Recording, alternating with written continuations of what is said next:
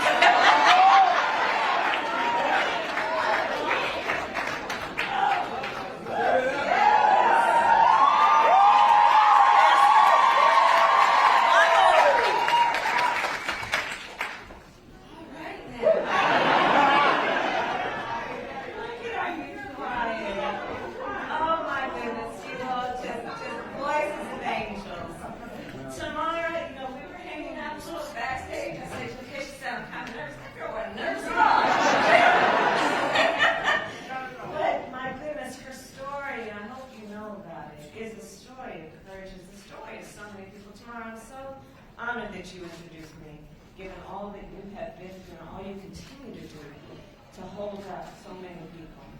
Just a story of courage mixed with conviction, mixed with grace. That's who she is. Can we hear it again for tomorrow?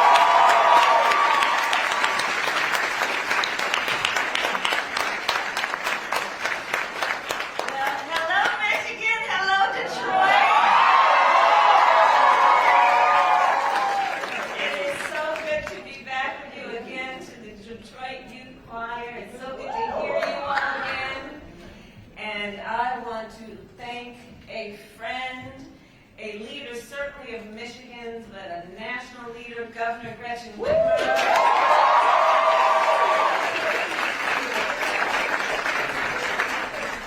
She really is an extraordinary leader on every level, and I'm so honored to share the stage with her today as we have before. Lieutenant Governor Garland Gilchrist.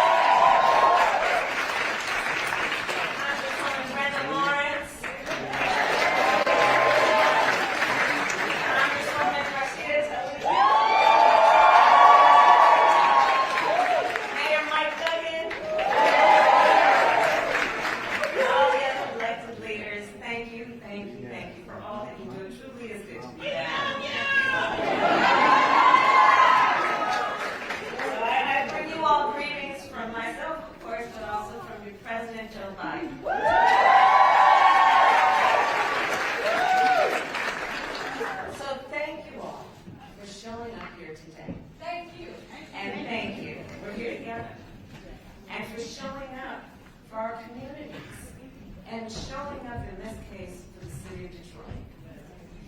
Detroit really is, and I've been here many times, so I say this with knowledge. Detroit really is the definition of resilience. It really is. Time and again, this city has been rebuilt. This city has been reborn. Time and again, this city has helped lead our nation through war, through recession, and most recently, through this pandemic. At the very start of the pandemic, companies in Detroit, from small batch manufacturers to big three automakers, converted their factories and produced protective gear and ventilators for our nation's hospitals. You did that not only for the folks locally, but nationally. As COVID-19 cases rose, it was Detroit's frontline workers who worked around the clock.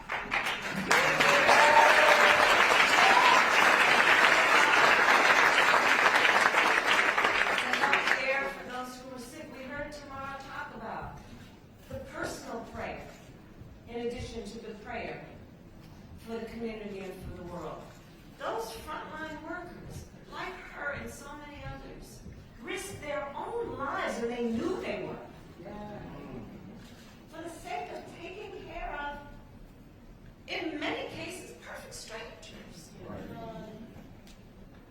You know, I do believe in moments of crisis,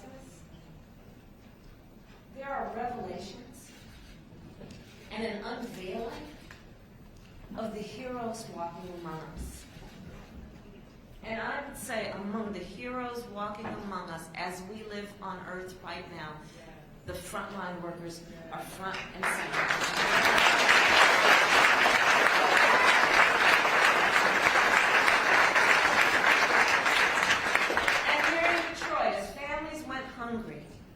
Detroit's food markets worked in communities to help feed those in need. And again, I'll tell you a story. I've been traveling around the country, and I know it's true in Detroit as it is in other places where I've heard stories about food distribution centers where folks would work and volunteer. Some had lost their jobs and they volunteer in the food distribution center. Others would volunteer their time. And because of the nature of COVID, the recipient would be in line in their car, sometimes for hours, and then when they drive up to the place where they were supposed to get the food, they'd pop their trunk, because of course there was no interaction, physical interaction, and the volunteer would look in the trunk, the empty trunk, and see there a handwritten note, written by the driver, the occupant of the car, thanking the volunteer for the time that they took to help them. Other times, the volunteers, when the trunk would pop open, there'd be a $5 bill.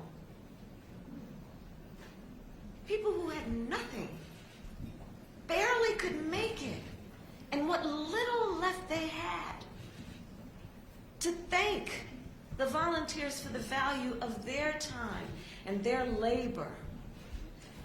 These moments of crisis have in so many ways unveiled the grace, the dignity that each of us know we have and should give. So as we reflect Detroit on these days, these are the things I think about. As schools here in Detroit went virtual, Detroit teachers went the extra mile to educate the city students.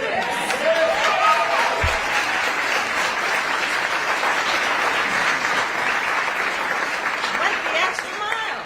And of course, we are gathered here at TCF. And during the pandemic, this center served many purposes. It was converted into a temporary care facility. Before, it was converted into a vaccination site. We are joined today by healthcare workers who administered vaccines here and across the city.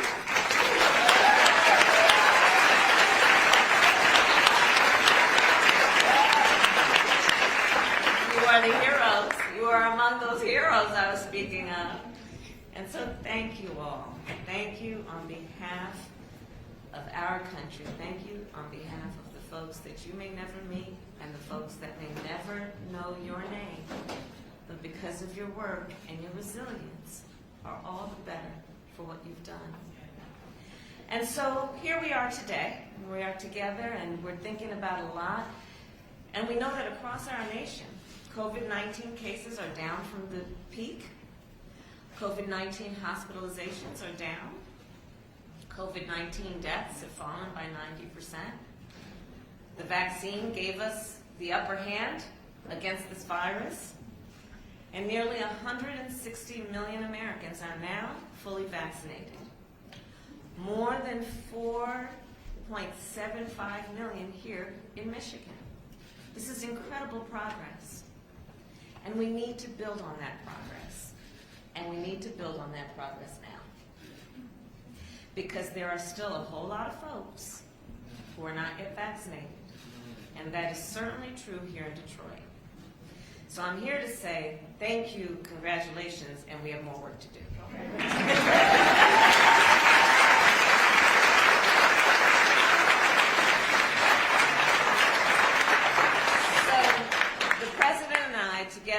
state and local officials, like those here today, and I see the Secretary of State who's here, and thank you for your leadership.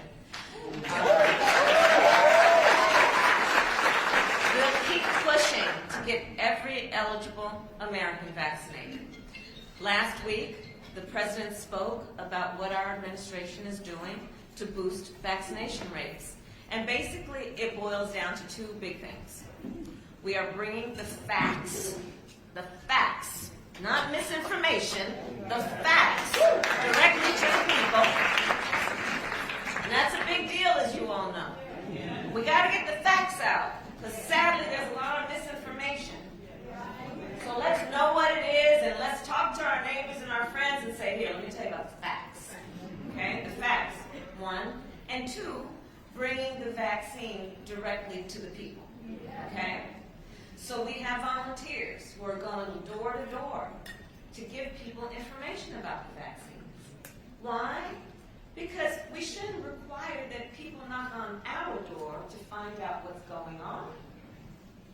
Let's take it to the streets. Take it to the people. That's what we're talking about doing. Knock on those doors. Hello, neighbor. We also have vaccines being sent to primary care doctors and pediatricians.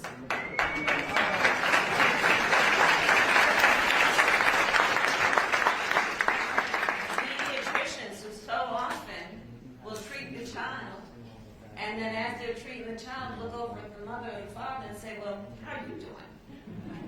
Right? And we are setting up clinics in workplaces and sending mobile clinics into communities. We are leaving no stone unturned because we know getting vaccinated, here's the thing, getting vaccinated is the single best defense against COVID-19 and its variants. It's the single best defense. And folks, this Delta variant is no joke. Detroit, this Delta variant, it spreads faster, and it is in many cases reported to be much more serious in terms of its impact. And the vaccine will protect you from it. And here's how I know. Virtually every person who is in the hospital sick with COVID-19 right now is unvaccinated. I'm going to repeat that. Say it again. Virtually, it's a fact. Virtually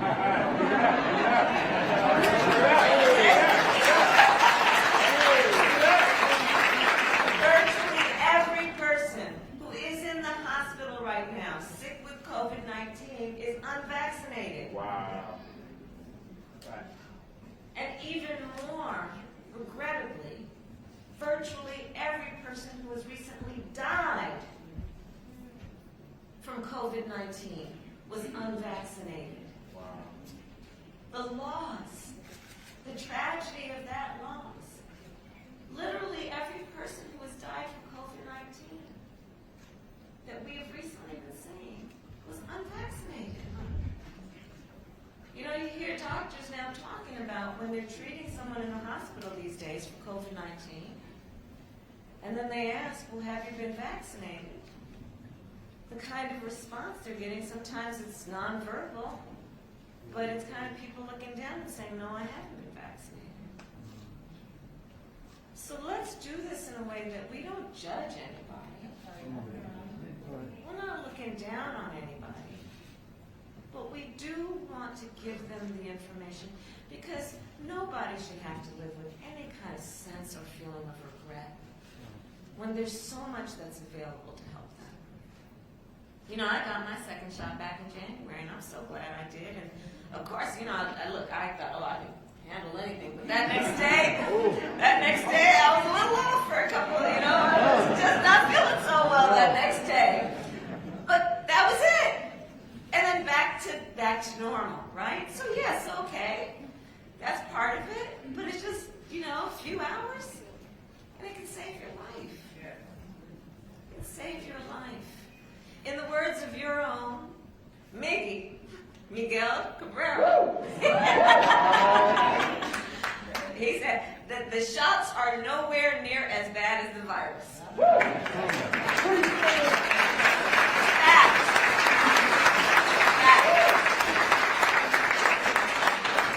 So if you have not yet been vaccinated, you know, some people said, I'm gonna wait. I want to wait and see how this all turns out, how everybody else is doing with it, right? Why wait? So I'm gonna give it 6 months. Okay. It's July.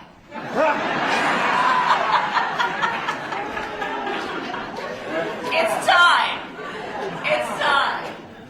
So it is time, and it is time to roll up your sleeves and get the shot. And if you already have, find someone who hasn't and help them. And talk to them as we are having this conversation now. Born out of love, born out of concern, and born out of knowledge, again, that it will save lives. You know, a couple weeks ago, I was down in Atlanta at Ebenezer Baptist Church. And it was good to be back there. And the church, of course, you all know this is the church where Dr. King preached. Yes. Until the day he died. And today, it is a place of worship, but as most places of worship, also a place of healing. It is a vaccination site. Yeah. Then and now, a place of healing. And when I was there, I talked with a bunch of folks, and in particular, I met with a bunch of folks who had just been vaccinated, and the healthcare workers who administered the vaccines. And I said then, what I will repeat today, I do believe that the act of getting vaccinated is the very essence of what the Bible tells us when it says, love thy neighbor. Right? Because what we know is, one can ask, well, who is one's neighbor? Is it the person who lives to my left, lives to my right? I know them, may borrow a cup of sugar, right? But what we know it means when we talk about love thy neighbor is that, yes, it may be the person next door, and it may be the man on the side of the road, and it may be a perfect stranger. And in the face of that stranger, you see a friend. That's what this is about. And so by getting vaccinated, you are loving your neighbor.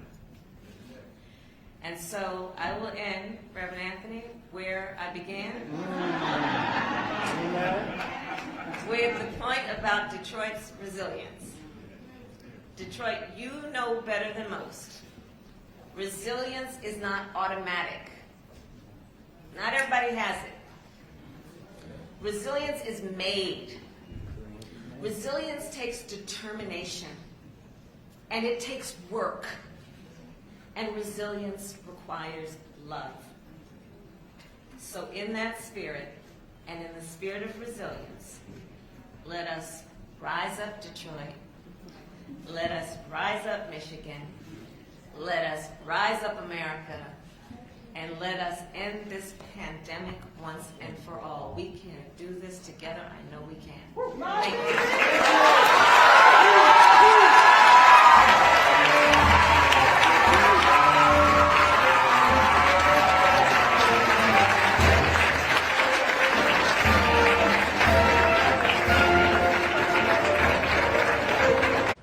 Over the past many weeks, I've been meeting with advocates and activists on the ground in places like South Carolina and in Georgia. Here, of course, in Michigan. Again, I applaud the work that is happening in 2020. You had folks mask up and get to the streets to do what was necessary, to stand in line, to mail in ballots, to vote. And you turned out extraordinary numbers.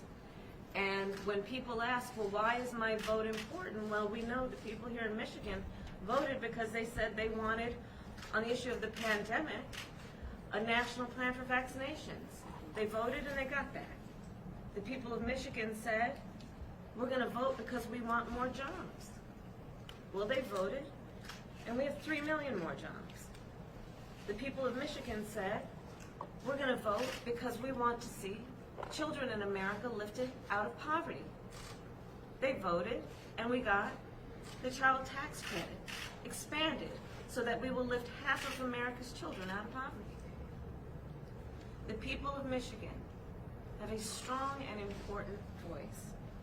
And I'm here to meet with these leaders to ensure, and for President Joe Biden and I and our administration to ensure, partnering with the Secretary of State, the Congress member, and so many others, that we fight every day to make sure that all Americans, unencumbered, are able to express their voice through the ballot and through their vote.